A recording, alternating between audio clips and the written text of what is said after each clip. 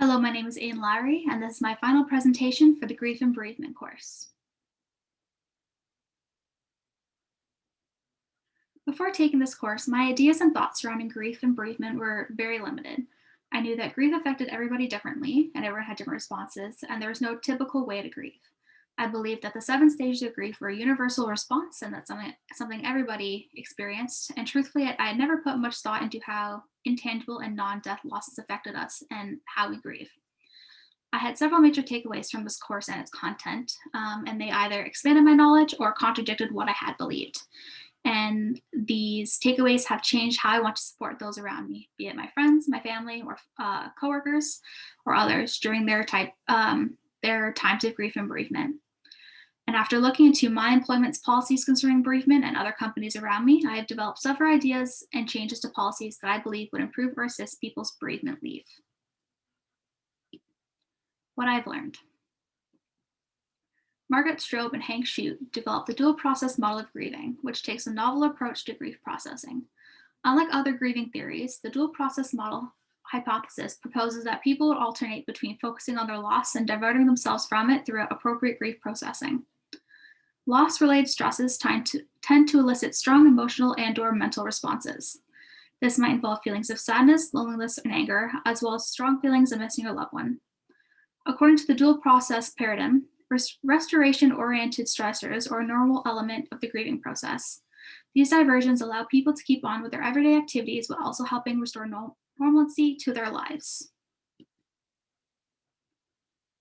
So this model or this diagram shows the different types of loss-oriented and rest-oriented life experiences and how people can oscillate between them.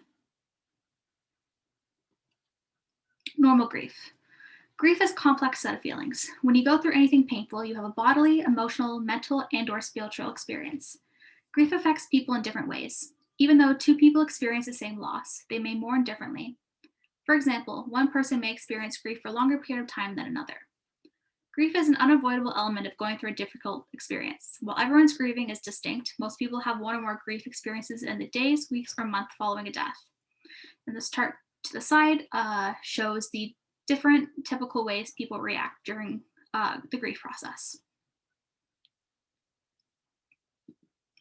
Grief at the death of a loved one is normal, but only lasts a short time. The majority of people notice their grief fades with time. They're able to resume their normal activities and habits.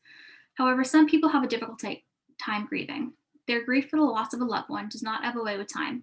Rather, it prevents individuals from returning to their regular lifestyles. And there's no definitive point at which ordinary sadness transforms into difficult grief. However, others have argued that the cutoff point is about 6 months following the loss. Grief that is complicated is not all awful. It is just a different type of grief that most people experience. Grief of this nature may be profound or linger for a longer period. A person experiencing difficult sorrow may require further assistance in order to comprehend their feelings and progress through the grieving process.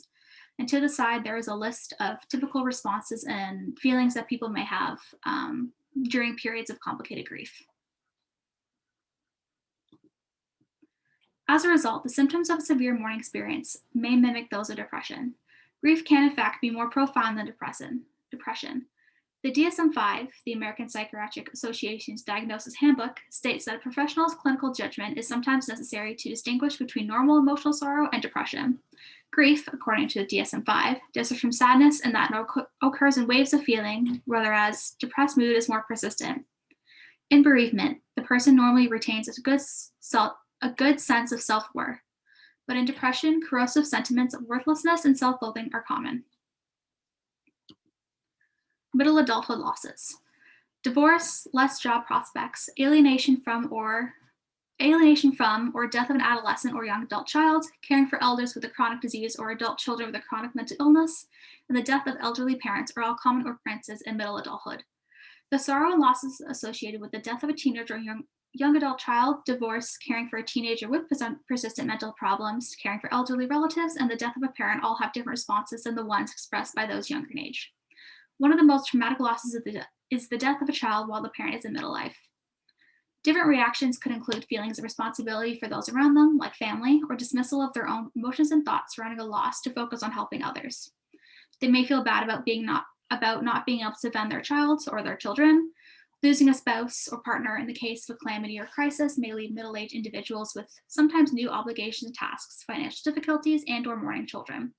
Adults in this stage of life may mourn the loss of the idea they may retire with their partner or spouse as well.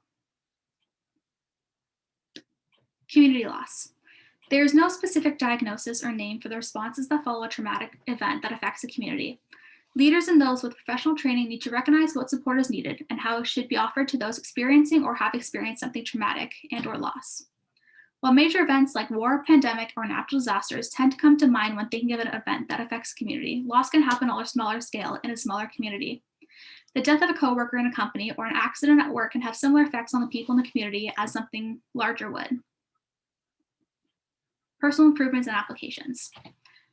Empathetic listening, offering help and support, acknowledging loss and grief, and telling individuals to take what they need are strong strategies that can be used for losses, both tangible and non. However, they are not the only ways to support someone during this grieving period. Being aware of cultural and spiritual differences is not always obvious what religion or spiritual practice or lack thereof someone follows, and it can be insulting to assume the deceased is in heaven or with God. While it is unrealistic to be knowledgeable about every religion or spiritual death and funeral rites, using non-specific terms and not referring to your own beliefs or lack thereof keeps support helpful to the person receiving it. Recognizing normal and complicated grief.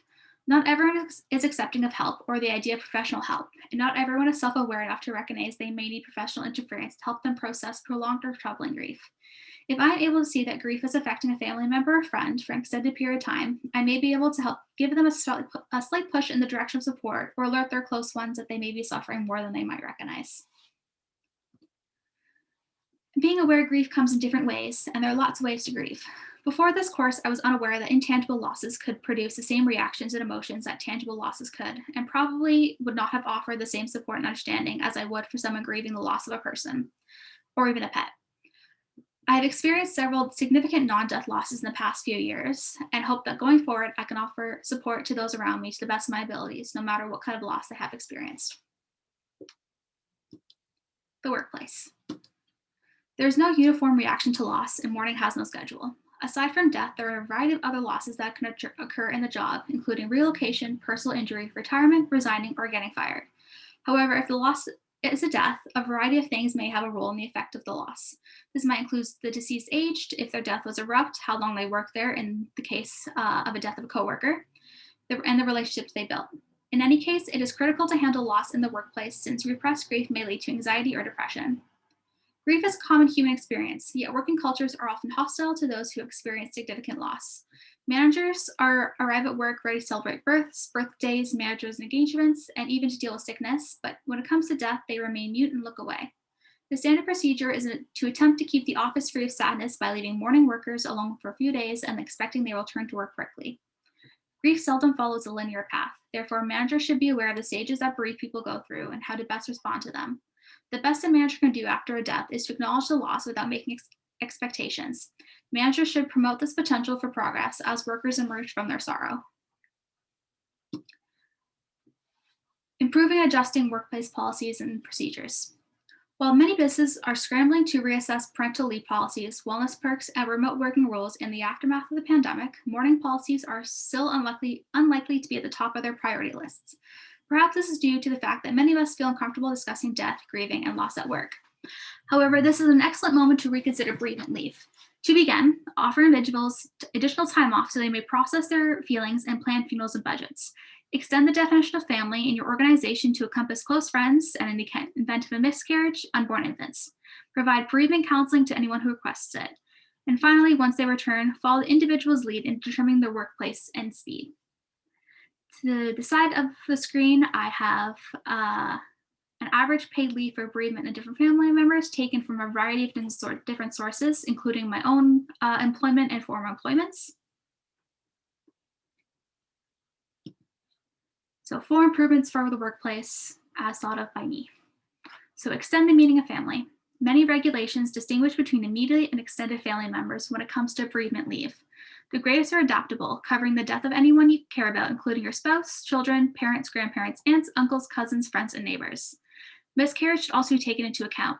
After a miscarriage, 29% of women develop PTSD, 24 experience anxiety, and 11% experience moderate to severe depression. Organizations can use bereavement leave to help individuals cope with a variety of losses. Make grief counseling available. Many companies already offer some form of mental health assistance to their employees, and now is the moment to remind them of it. Employment assistance programs are meant to assist employees with challenges that may influence their work performance and ultimately their well-being. Most assistance programs involve examinations and counseling. Some companies also offer financial assistance to employees who pick their own grief counselors, encouraging human resources departments to examine these perks if your employer does not already provide them. Give more time off. As seen in the chart a few slides back, bereavement loss is often very short by average of every company. A few days off from the responsibilities of employment will not cut it when it comes to planning and/or going to a burial, sorting out money, and mourning one's loss. More paid leave has to be implemented by businesses and other companies. These durations, on the other hand, often range from 3 to 5 days, as seen on the chart. Following the loss of a loved one, there are no provincial rules mandating employees get to grant or paid or unpaid time off. Also keep in mind that sadness or mourning has numerous stages. People may choose to take time off as needed, such as 10 days now and 10 days later for a delayed memorial ceremony or vacation, or to commemorate a significant anniversary in the life of a person who has died. And finally, take their lead.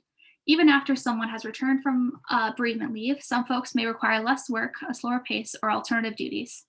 Not making decisions for individuals who are mourning.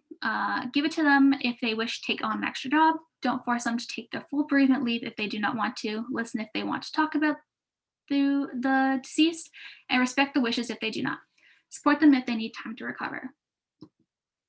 In the workplace, these are the moments that matter.